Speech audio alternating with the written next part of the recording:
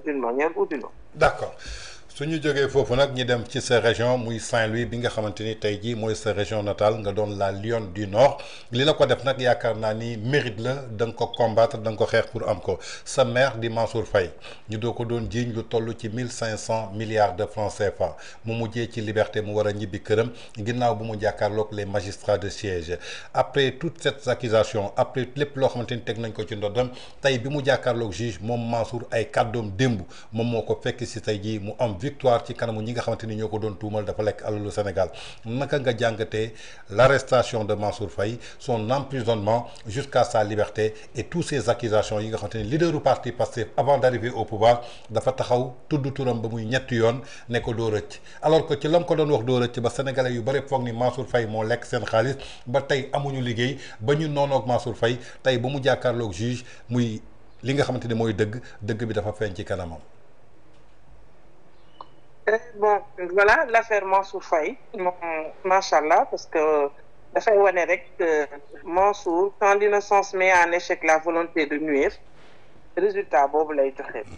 Mansour Faye am na liberté provisoire tey. Rappel des faits, Mansour dafa doon bëgg voyager, c'est à l'aéroport que le découvrir que dafa am interdiction de quitter le territoire. Il se heurte à un refus de la police des frontières. Et motif pris de ce que cette décision vient des plus hautes autorités sans aucune précision. Mansour delluwaat yóbbaale huissier. Sur constat d'huissier, Mansour le saisir le juge de l'urgence parce que dafa am droit user wu la voie du référé liberté. Juge bi considéré que moom am na droit voyager parce que sa liberté aussi on porte atteinte à sa liberté constitutionnelle qui est d'aller et de venir. Mansour Faye continuer wane ni moom du dellu ginnaaw. waaye état ba mu gisee ni am nañu revers judiciaire boobu.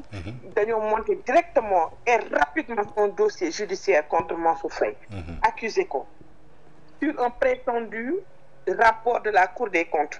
Et il faut rappeler que rapport Cour des comptes boobu recommandé wul aucunement une poursuite à son encontre. Et la résolution de mise en exécution a été adoptée à l'Assemblée nationale. Ñu jël Mansour Faye renvoyé que devant la Cour de justice.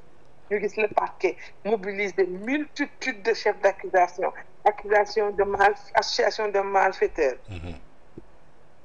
corruption, prise illégale d'intérêt, faux usage de faux en écriture privée de commerce ou de banque, détournement de deniers publics, blanchiment de capitaux, complicité de ces infractions. waaye Macky dégg nga Macky Sall ma xam laa Macky Sall dama ko bëgg. Mansour Faye wan leen ni carrément ni moom du dellu ginnaaw. ñëpp gis nañu Mansour Faye avocat mi li ñu déposé. Mansour Faye xeex. tey jii anamu.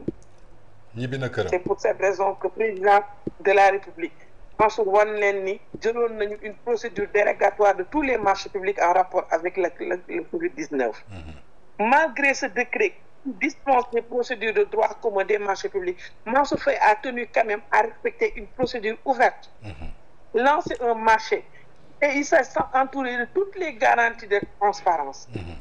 Donc, l'enseignement que l'on tire de ça, c'est qu'un innocent peut être maintenu pendant 4 longs mois en prison pour juste satisfaire le désir de ceux qui incarnent l'exécutif. La preuve en est que premier ministre bi moo ko ñetti yoon ni ko yow di nga tal lépp. ba mu des ko ne def politique comme ni ma ko waxee woon ci Farba Ngom. ñu xam ni ces gens-là ils sont mus par une seule volonté. c'est de mettre en prison tous les proches du président Macky Sall. ay nag machallah nous saluons la dignité et la résistance dont Mansour Faye a fait preuve. Il a montré l'exemple. Il a tracé une voie, celle qui mène à la liberté sans entraver les lois et les principes de la République. Mansour Faye dafa xeex ci li nga xamante ni mooy li yoon teg ci dëkkam. Mansour Faye dafa wane jom. Mansour Faye dafa wane fulla. Mansour Faye dafa wane fayda. Mansour Faye jooyul. Mansour Faye waxul jabaram kaay jooyle ma. Mansour Faye waxul dimbali leen ma. Mansour Faye waxul mortal combat. Mansour Faye waxul cotiser leen ma. Mansour Faye dafa ne du fay caution. dañu teg li gën a garaaw ci affaire Mansour Faye bi. ñaari caution déposé nañ ko. avant bosam moom muy une seule affaire. boo xam ne déposé nañ si ñetti caution teewul jàpp nañu Mansour ñu def ko sous détention. waaye yàlla àtt nañu xeexul.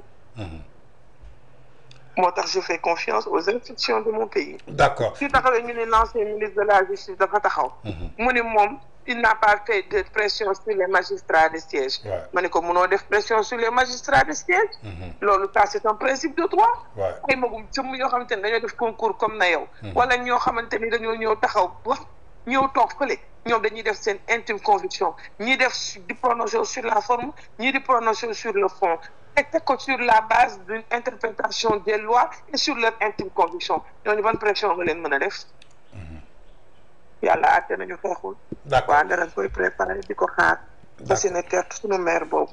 350 ans d'existence cette ville n'a eu que 3 maires yoo xamante ni élire nañ leen 2 fois moom mooy 3e personne bi mu ñu jox ko suñu maire benn yoon mu tàllaat loxaat ñu joxaat ko suñu maire ñaari yoon mu neex leen ak mu naqari leen ñun Mansour Faye la ñu tànn te jël nañ ko tëj ñu gën a taxawaat pour Mansour Faye génn na te ñuy gën a taxawaat pour Mansour Faye ku bëgg am li Mansour am da ngay def li Mansour def. d'accord jéegi comme ni nga ko waxee ci Mansour Faye ak lépp loo xamante ni enduré na ko mu den ci benn pression boo xamante ni c'est pour satisfaire benn nit boo xamante ni tey jii li mu bëgg moom lañ koy defal ñu jël Mansour tëj ko 4 weer ci kaso bi yàlla àtte na war na ci bëtu askan bi que Mansour liñ ko doon toppee dara amu ci muy juróom ñoo xamante ni ñoom lañ jàppoon jëmale ko ci affaire li nga xamante ni mooy haute cour de justice ginnaaw juróom yooyu nee nañu rapport cour des comptes moo tax ñu jàpp leen alors que même rapport bi Macky Sall moom moo santaane woon pour ñu defal ko te amul benn rapport boo xamante ni tey jii cité na Mansour Faye nii Moustapha Diop nii Sophie Gladima nii Ismaïla Madior Fall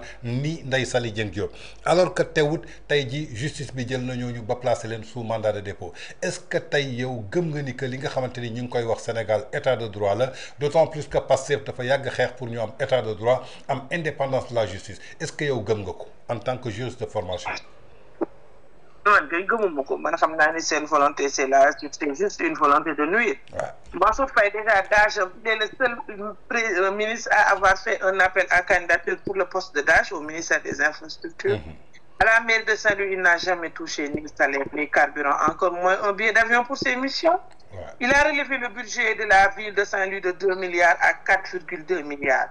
Au ministère des infrastructures Mansour Faye fekk na fay agents yoo xam ne def nañ ko 20 ans ay prestataires. mu recruté leen au nombre de 183 personnes. mënuma la wax bourse de formation yi mënuma la wax marché yi mu tabax mënuma la wax 1000 permis de conduire yi mu jox jeunes yi. mënuma la wax sunu 2e pont Ousmane Masseck Ndiaye bu mu tabax foofu. mënuma la wax stade bi mënuma la wax l'élargissement des routes waaye yéen foog ngeen taxaw ni maire yi ngeen di nangu te ñoom bu ñuy jàpp rek dañuy jàpp koo xamante ne am nga maire. maire yi muy Sophie Gladima waxuma la Mansour Moustapha Diop waaye waa Louga war nañ leen bëkki dem bu ñoom seen taxawaay waxuma la Farba Ngom l'homme de Boskaya ñi nga xamante ne mës sa perte benn élection ñu jàpp ko ñuy tëj ko juge taxaw ñu ne dafa feebar juge tànn médecin bi ñëw ñu xool ñu ne kii il a des problèmes cardiaques ñu demandé pour une liberté provisoire pour moom ñu bañ ko may waaye léegi kon ñun fan la ñu respecter les droits et les libertés individuelles qui sont des libertés qui sont constitutionnelles fan ñi nga xamante ni ñoom amuñu lu ñu jox Sénégalais yi l'os à ronger mooy ñi ay sàcc lañu ñoom ñoo tax ngeen sonn ñi ay sàcc lañu foog ñu tëj leen ñi ay milliardaires lañu foog ñu tëj leen ñoom dañoo am xaalis ñoom ñoo tax ñu torox loolu moo tax ñu jàpp ñi di ko tëj rawatina nag ñu jaarale fu nga xamante ni moom cour de justice depuis sa création ñëpp xam nañ ni ñaata yoon lañ ko utiliser dans ce pays ñii nee na ñoom ñooy jub ñoom ñooy jubal ñoom ñooy jubanti